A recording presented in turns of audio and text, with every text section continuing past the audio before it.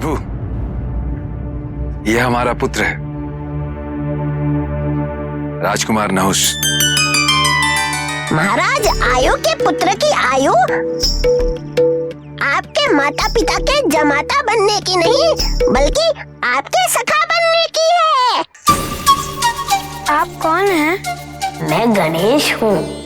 आपका रूप बहुत अच्छा है। क्या आप मेरे मित्र बनेंगे? अवश्य। तो क्या मैं इसको छू सकता हूँ?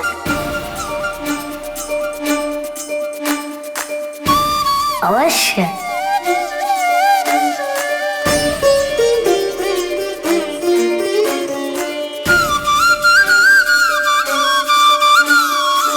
इस रूप के कारण तो आपको दूर से किसी वस्तु की सुगंध मिल जाती होगी ना?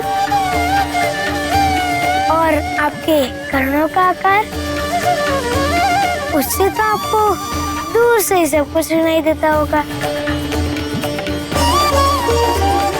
यदि मुझ में भी ऐसी विशेषता होती तो। जब हम मित्र बन ही गए हैं, तो मैं तुम्हारे पास ही रहूंगा। तुम मेरी इन विशेषताओं का पूरा लाभ उठा सकते हो। महाराज, आपके पुत्र नहुष मुझे बहुत अच्छे लगे।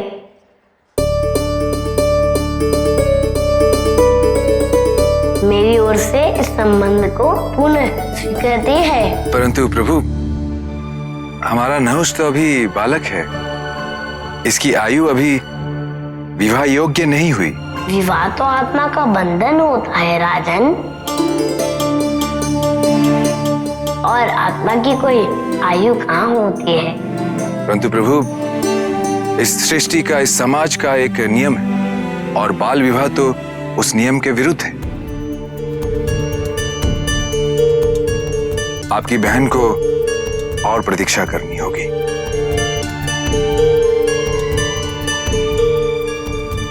विवाह नहीं हो सकता है अभी, तो भविष्य में होगा।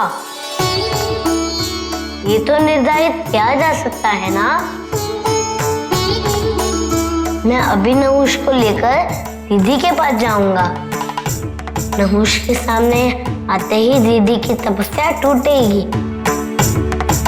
दीदी के सामने ही हम विवाह तय कर देंगे, ताकि दीदी आश्वस्त हो जाए और मेरे साथ सहर्ष कैलाश चल सके।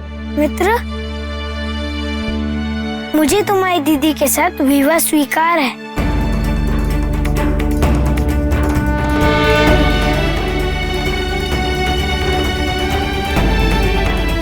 प्रभु, अति शीघ्र हम आपकी बहन से मिलने चलेंगे।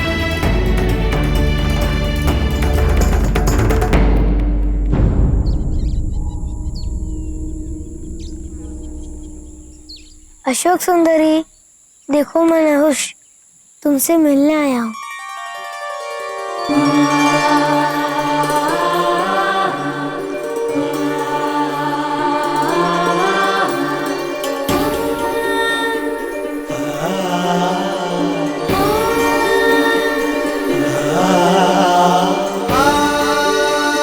नहुष, अभी हम दोनों विवाह के योग्य नहीं हैं, तो फिर आप क्यों आए? अशोक सुंदरी, मैं महाराज आयु, नहुष का पिता, और ये नहुष की माता है। हमें ये ज्ञात है कि अभी आप दोनों ही विवाह योग्य नहीं हुए, लेकिन हम ये सुनिश्चित कर देना चाहते हैं कि जब भी आप दोनों की आयु विवाह योग्य हो जाएगी, आपका विवाह नहुष के साथ ही होगा।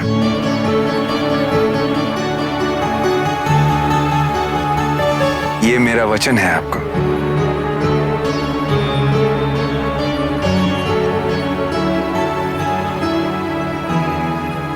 किंतु हम तो वर्षों से तपस्या कर रहे हैं।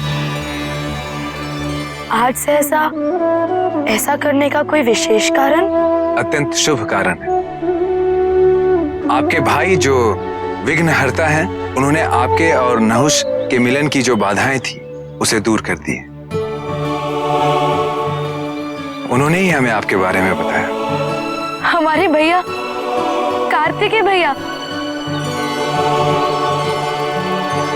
वो आए हैं? सेनापति कार्तिकेय नहीं,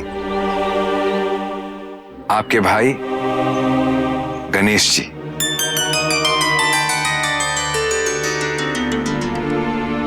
नहीं नहीं, आपसे कोई भूल हुई है। हमारे केवल एक ही भाई हैं, कार्तिकेय। नहीं अशोक सुंदरी, आपके तप के लिए प्रस्थान करने के पश्चात माता पार्वती से एक और पुत्र की प्राप्ति हुई। वो मंगलकारी पुत्र जिनके आगमन से सारे संसार में शुभता लौट आई और सारा संसार आज उन्हें गणेश जी के नाम से जानता है। वो तुमसे मिलने के लिए इतने आतुर हैं कि तुम्हारी तपस्या शीघ्र पूर्ण करने के लिए वो हमें यहाँ ले आए। नारायण, वो क्षण आ गया है जब गणेश अपनी बहन अशोक सुंदरी से मिलेंगे। क्या गणेश का कैलाश लौटने का निवेदन अशोक सुंदरी को स्वीकार होगा? गणेश की उपस्थिति में कोई कार्य सिद्ध ना हो, क्या ऐसा संभव है ब्रह्मदेव?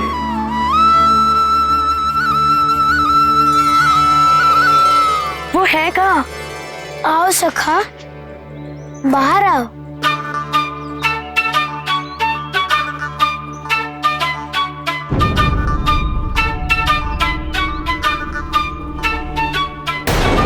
ये गणेश नहीं, ये गणेश के मित्र है जो कैलाश से यहाँ तक आया है। पहचानू भी तो कैसे? हमें तो पता ही नहीं हमारा भाई दिखता कैसा है।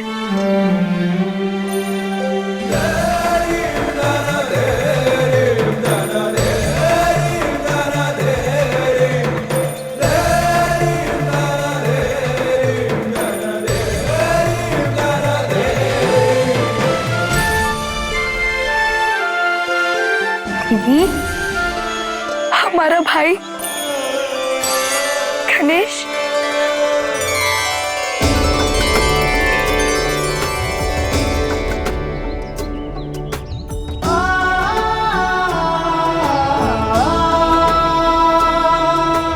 तुमने केवल हमसे मिलने के लिए इतना सब कुछ किया, इतने कष्ट उठाए। हाँ दीदी, यदि मुझसे कोई भूल हुई हो तो मुझे क्षमा कर दीजिए। किंतु मैं अपनी दीदी से मिलना चाहता था, उनसे बात करना चाहता था, उनके मुख से अपना नाम सुनना चाहता था। और सबसे महत्वपूर्ण तो ये है कि मैंने अपनी माँ को वचन दिया है, आपको कैलाश वापस लेके आने का वचन दिया। एक बार मैंने वचन दे दिया तो दे दिया। लिए दीदी, कैलाश चलिए। माँ और पिताजी आपको देखने के लिए व्याकुल उठे हैं। देख लिए अपने पुत्र की लीला पार्वती। अब अशोक सुंदरी के स्वागत की तैयारियां कर रहा हूं।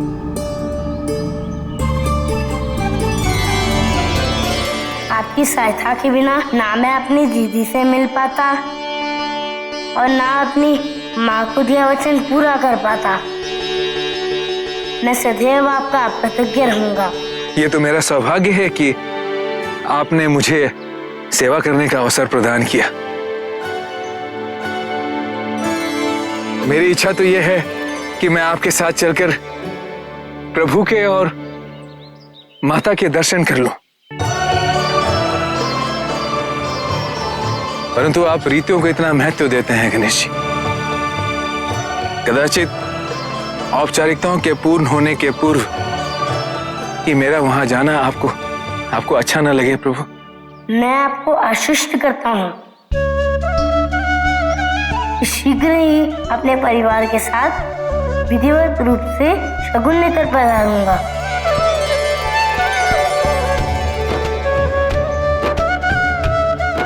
तब आप मेरे माता पिता के दर्शन कर सकते हैं संबंधी के रूप में। ये सौभाग्य अभी तक किसी को भी प्राप्त नहीं हुआ। प्रभु, मैं धन्य हो गया प्रभु। अनुमति प्रदान कीजिए प्रभु।